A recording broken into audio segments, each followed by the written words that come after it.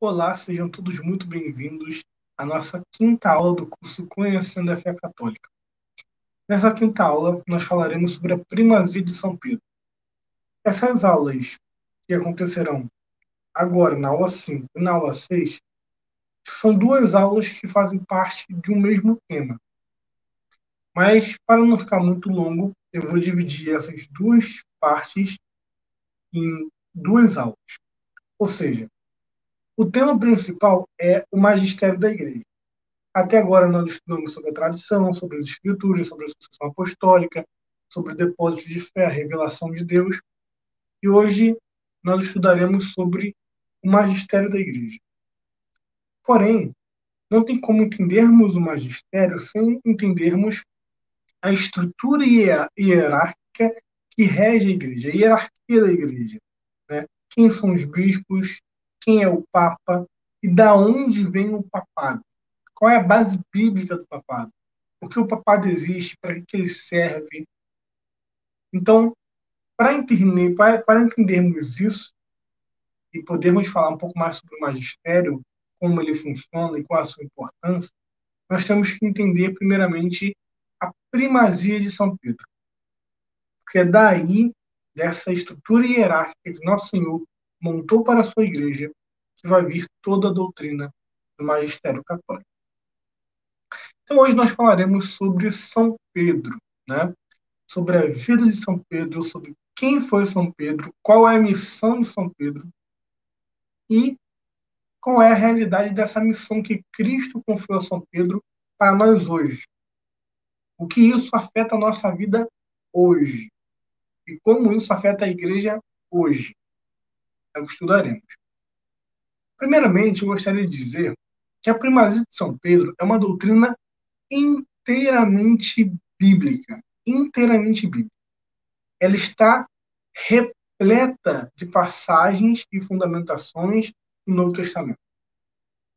Porém, muitos protestantes ignoram essas passagens, ou até mesmo não por maldade, mas por ignorância, não conseguem entender o peso das palavras que nós leremos em certas passagens bíblicas aqui.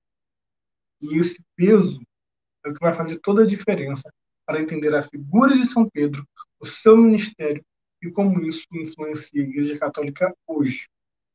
A estrutura da Igreja primitiva ela é essencial para entendermos a estrutura da Igreja atual. Porque se Cristo só tem uma única igreja, essa única igreja deve ser singular e idêntica em todas as eras da igreja.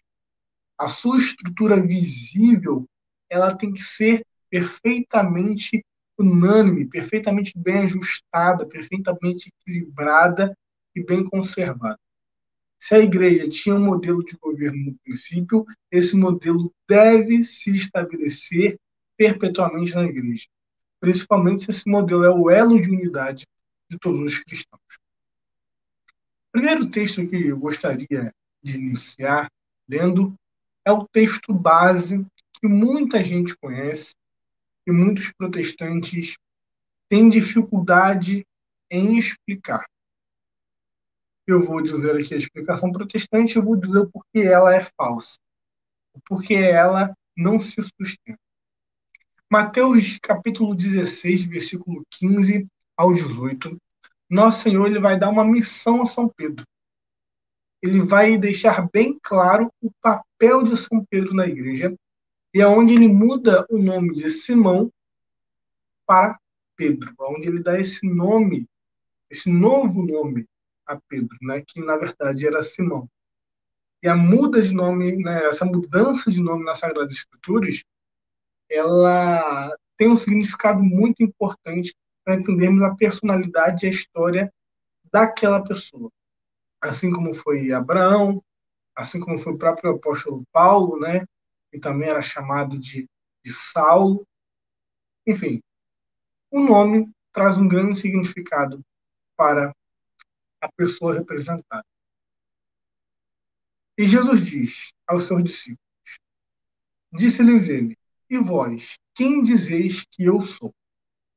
E Simão Pedro respondendo disse, tu és o Cristo, o Filho do Deus vivo. Jesus, respondendo, disse-lhe: Bem-aventurado és tu, Simão Barjonas, porque não te revelou a carne e o sangue, mas o meu Pai que está no céu.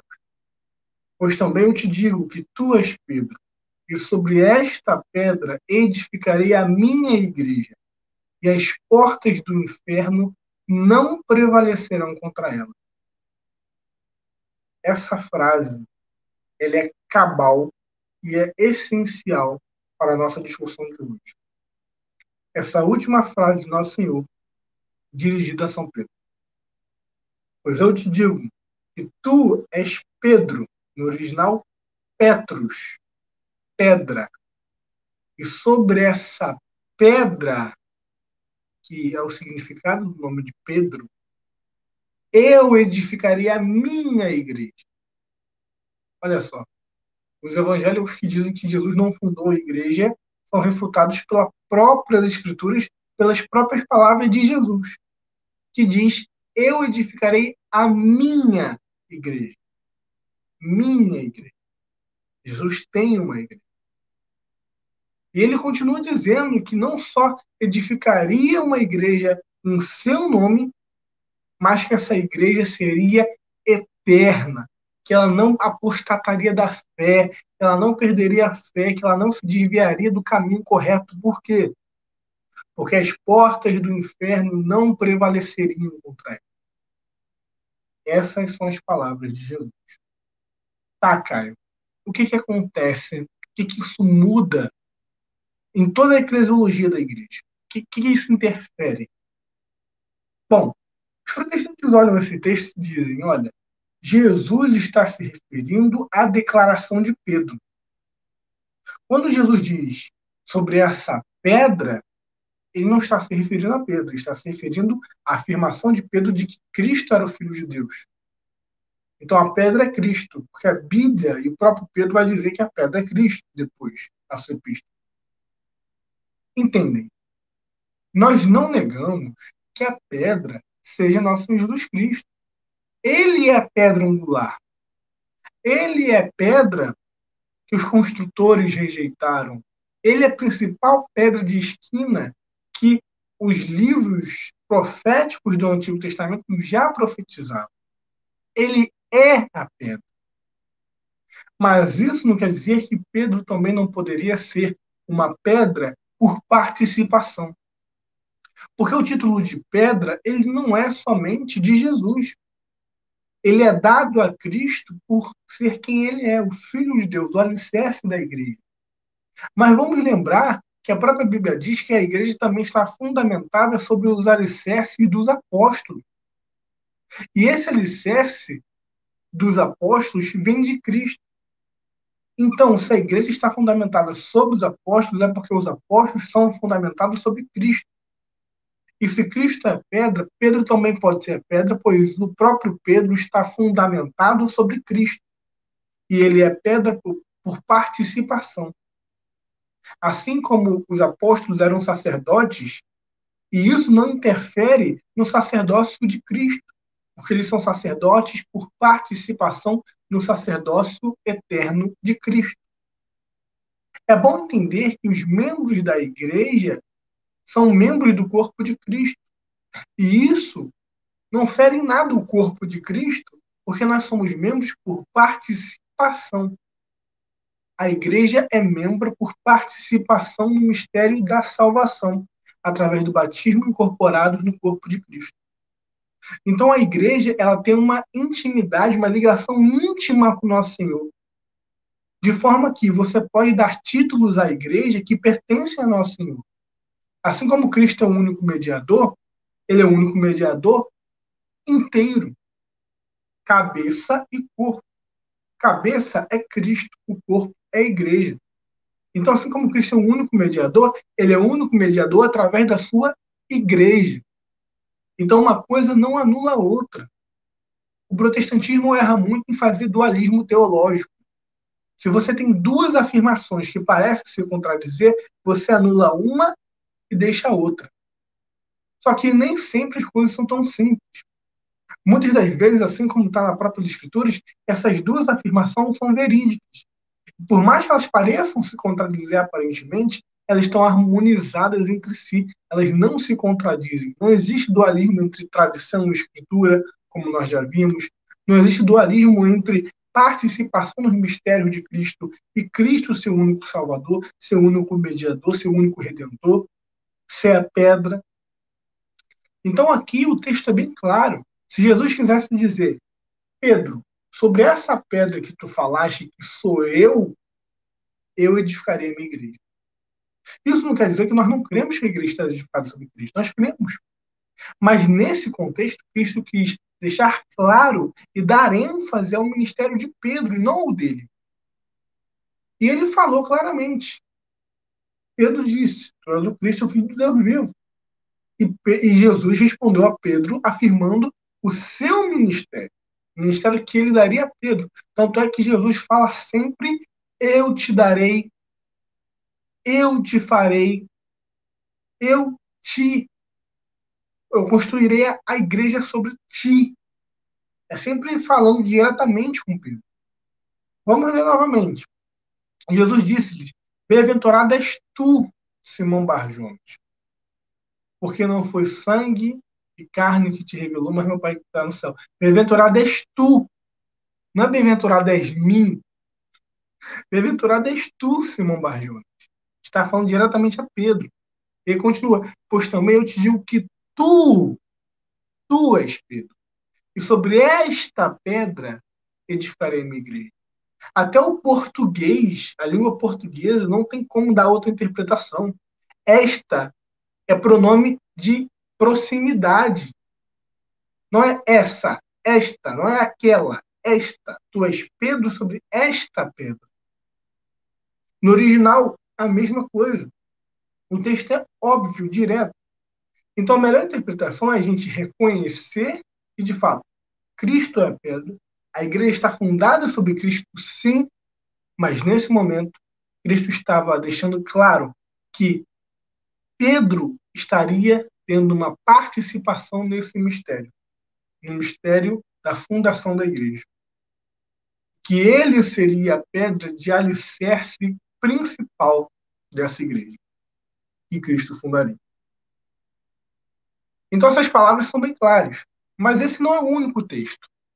Por isso que é bom nos atentarmos a todos os textos das Sagradas Escrituras, porque uma coisa complementa a outra, e um texto obscuro é dado à luz através de um texto claro. Por mais que esse texto que acabamos de ler seja bem claro, outros textos ainda reforçam mais esse papel de Pedro.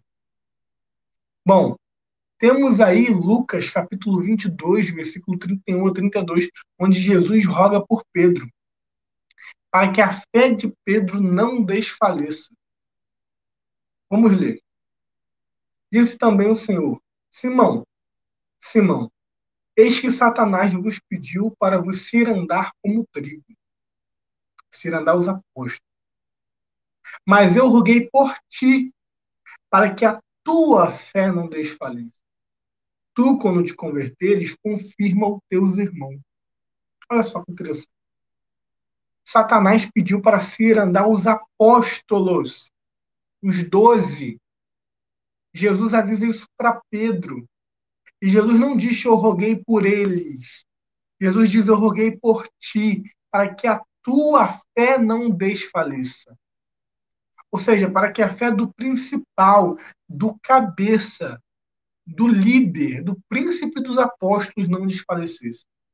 Porque se você fere a cabeça, o corpo morre. Mas se a cabeça está fortalecida, o corpo ainda tem vida. E por isso que Pedro não poderia ter a fé desfalecida, porque senão todos os apóstolos sofreriam conjuntamente. E Jesus ainda diz, quando você se converter, você irá confirmar os teus irmãos, que são os demais apóstolos. Então, o poder de confirmar na fé, o poder de estar firme, de ser aquele que segura as rédeas, foi dado a Pedro. Jesus deixa isso aqui novamente bem claro. Vamos prosseguir. Bom, na ressurreição, Jesus ainda dá mais um indício da primazia de Pedro, porque Pedro foi o primeiro ao qual Jesus apareceu. Lá em Lucas, capítulo 24, versículo 33 a 34, diz: E na mesma hora, levantando-se, tornaram para Jerusalém, e acharam congregados os 11, e os que estavam com eles, os quais diziam: Ressuscitou verdadeiramente o Senhor, e já apareceu a Simão. O apóstolo Paulo confirma que Pedro foi o primeiro a ver Nosso Senhor dos 12, lá em 1 Coríntios 15, no capítulo 15, no versículo 4 e 5. Ele diz: E foi sepultado, e ressuscitou o terceiro dia, segundo as Escrituras, e que foi visto por Cefas e depois pelos 12. Ou seja, Cefas, que é Pedro, né, outra nomenclatura para Pedro, foi visto, o Senhor foi visto por Cefas, primeiramente, e depois pelos 12.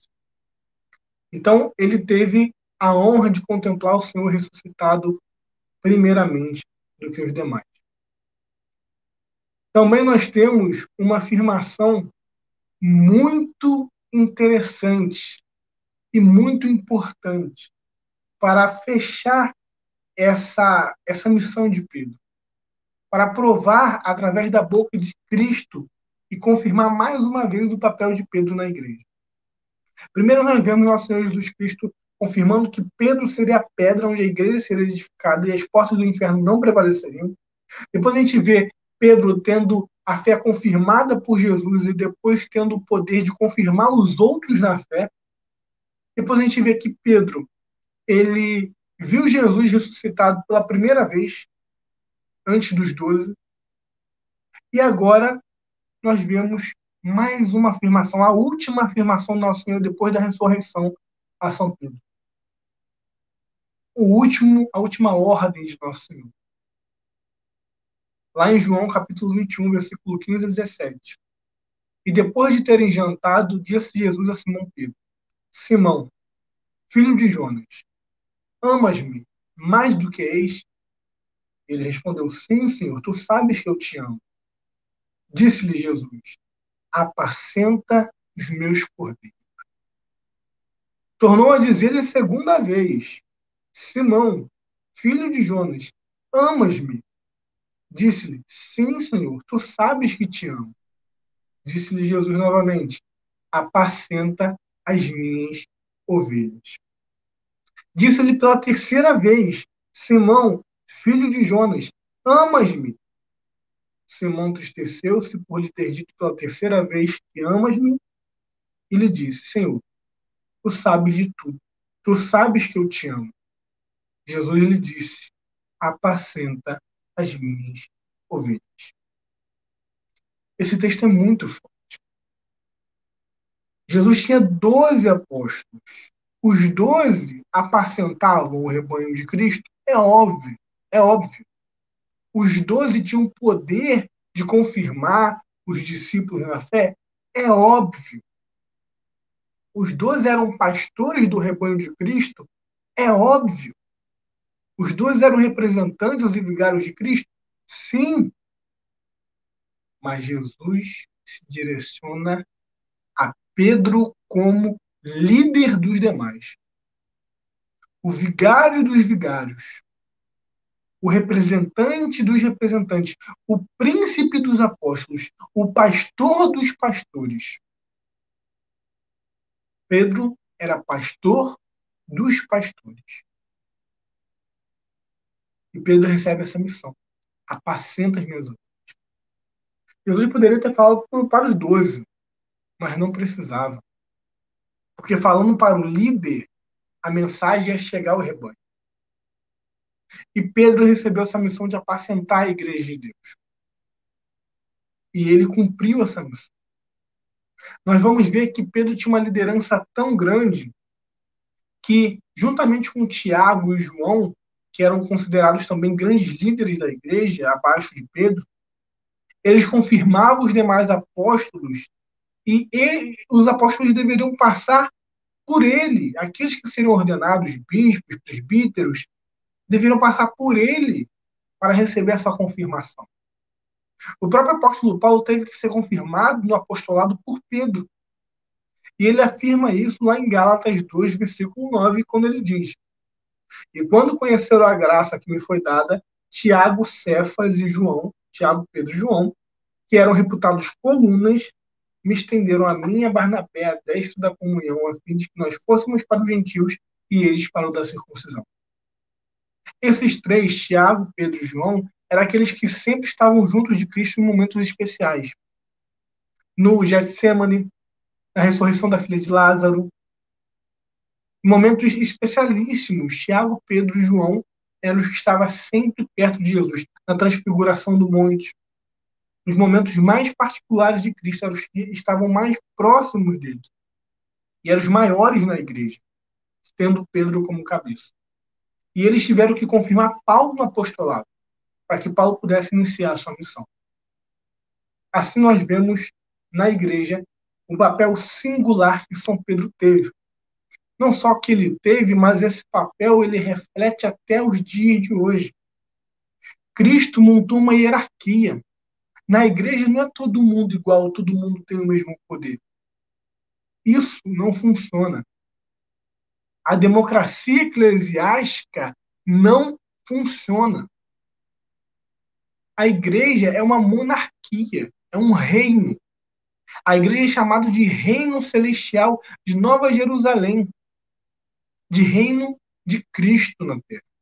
A igreja é uma monarquia, onde Cristo é o rei. E o cabeça visível dessa igreja na terra é São Pedro. Porque Cristo passou as chaves a São Pedro. No texto de Mateus 16, eu não li a outra parte, mas o texto vai continuar dizendo uma coisa interessante que nós vamos estudar especificamente quando formos falar do magistério, que é: eu te darei as chaves do reino dos céus. Do que ligares na terra será ligado no céu. O que desligares na terra será desligado no céu. Isso Jesus não deu a todos os apóstolos igualmente, mas deu a Pedro na figura de todos os apóstolos. Na figura de Pedro, a igreja tem as chaves do reino dos céus. Na comunhão com Pedro, a igreja tem essa chave. O detentor dessa chave, o pastor dos pastores, aquele que liga e desliga, aquele que faz, manda em nome de Cristo na igreja. A igreja primitiva era uma monarquia. Tinha o líder universal, tinha o pastor universal, que era São Pedro. E isso está bem claro na história da igreja, nos textos bíblicos, e isso continua até os dias de hoje. Os apóstolos morreram? Sim, mas a igreja de Cristo não mudou. A igreja continua sendo a mesma. E Cristo providenciou pastores para o seu rebanho. Assim como estudamos na aula da sucessão apostólica, os apóstolos deixaram os seus sucessores, que são os bispos, que governam até hoje a igreja numa sucessão ininterrupta. Também deixou São Pedro o seu sucessor na cátedra de Roma, na sua igreja em Roma. Ah, Caio, mas São Pedro foi bispo de Roma? A Bíblia não diz isso. A Bíblia diz. A tradição da igreja ensina que São Pedro e São Paulo fundaram a igreja de Roma. Os dois juntamente fundaram a igreja, a cátedra que fica lá em Roma. E essa igreja de Roma tiveram seus sucessores após a morte de São Pedro. São Pedro foi bispo de Roma. A tradição da igreja vai nos ensinar claramente isso, como eu vou mostrar aqui nos textos dos pais da igreja. São Pedro foi bispo da igreja de Roma. Ele fundou juntamente com São Paulo aquela igreja, ele governou aquela igreja e ele deixou os seus sucessores naquela igreja.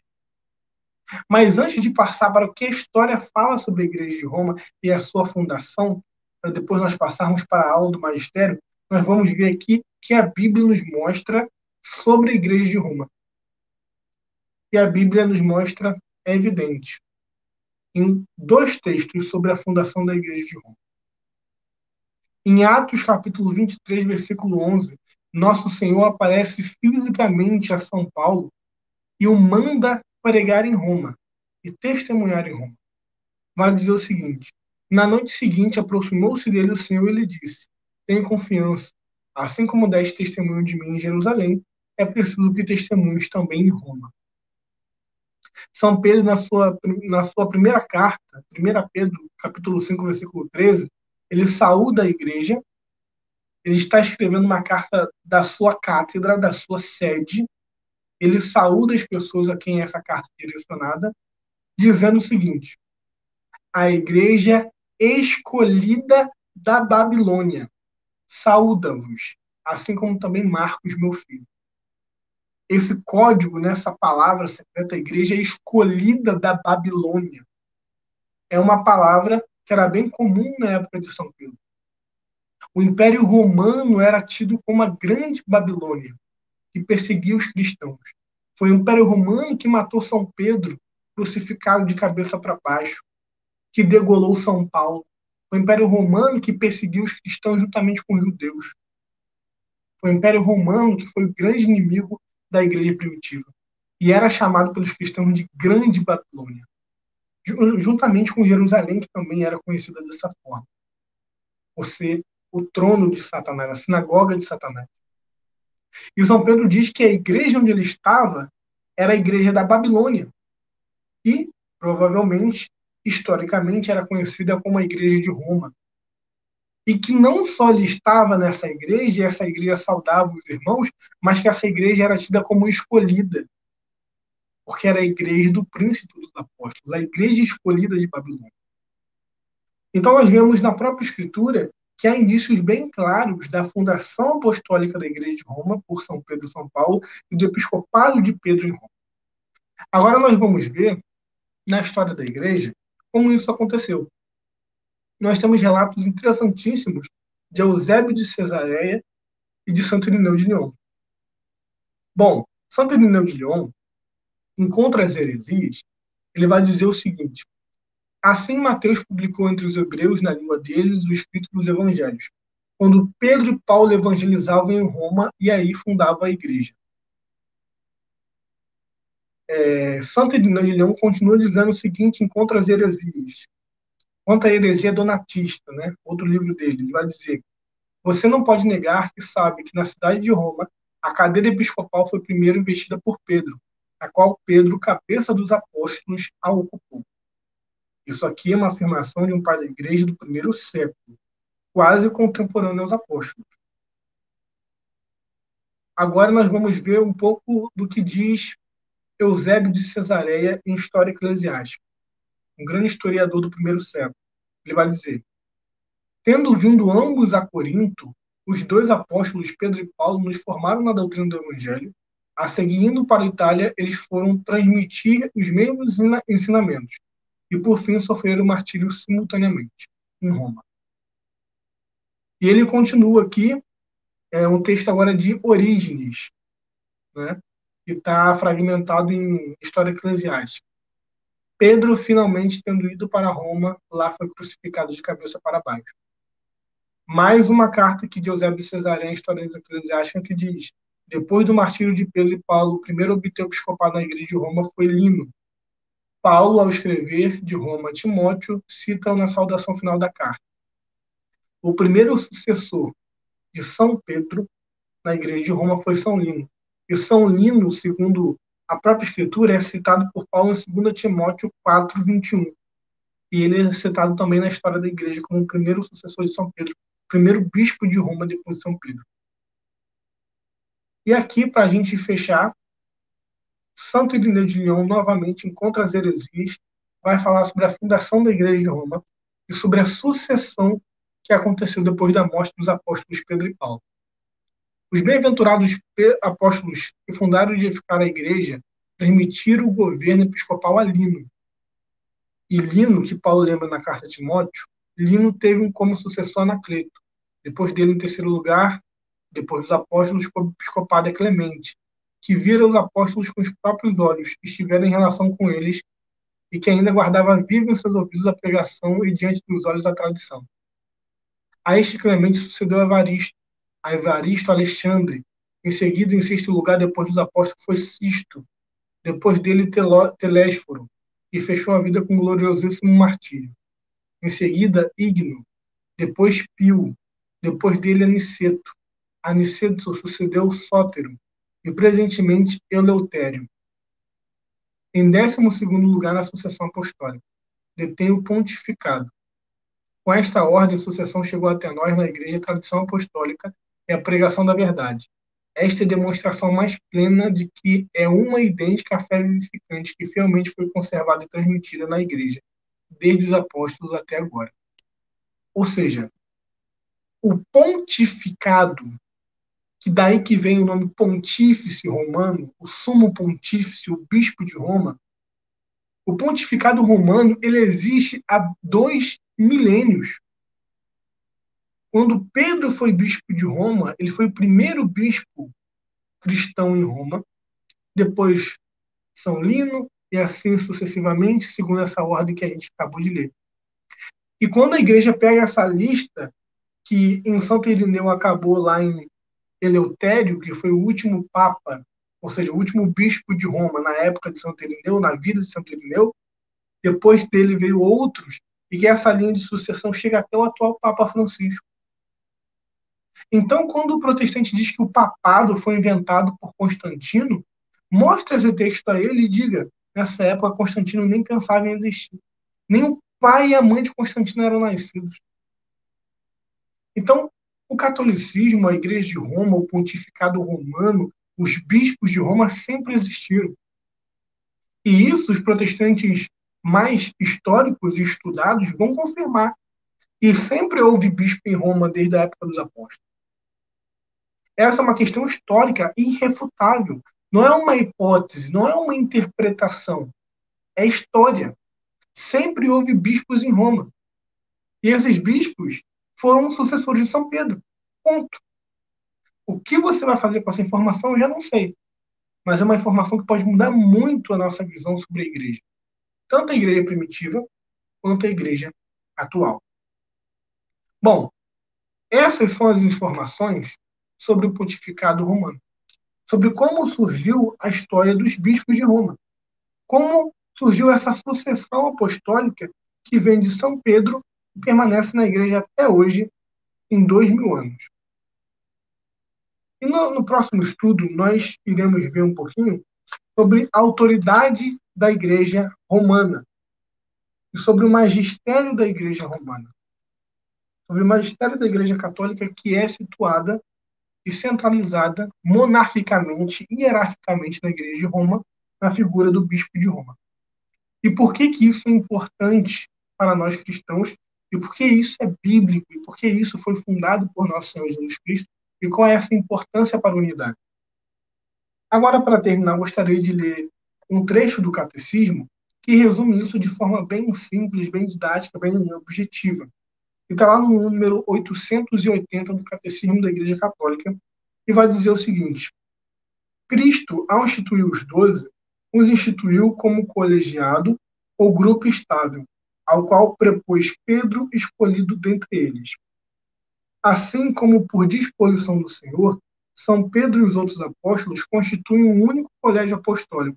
De modo semelhante, o Romano Pontífice, sucessor de Pedro, os bispos, sucessores dos apóstolos, estão unidos entre si. Então, hoje nós dizemos que os bispos de cada diocese são legítimos sucessores dos apóstolos. E o Papa de Roma, que é o bispo de Roma, é o legítimo sucessor de São Pedro por ocupar essa cátedra histórica e com autoridade tão grande na história da Igreja.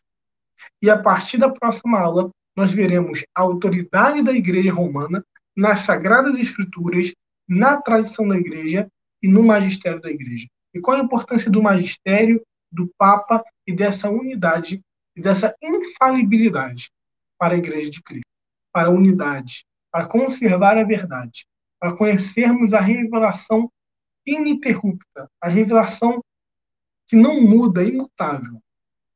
Então, hoje aprendemos sobre o papel de Pedro, a vocação de Pedro, princípios dos apóstolos, que detém as chaves, e amanhã, ou seja, na próxima aula, nós veremos mais um pouquinho sobre essa relação entre Pedro, o colégio apostólico, os bispos, o Papa, essa sucessão apostólica que nós já aprendemos na outra aula, que nós confirmamos de novo aqui, tudo isso com bases históricas, de bases bíblicas, tudo isso bem claro, objetivo e irrefutável. Espero que tenha gostado. Assista essa aula com calma, anote as referências dadas da Bíblia, da história, procure, não fique só nas minhas palavras, procure as fontes originais, leia e aprenda. Um forte abraço, salve Maria.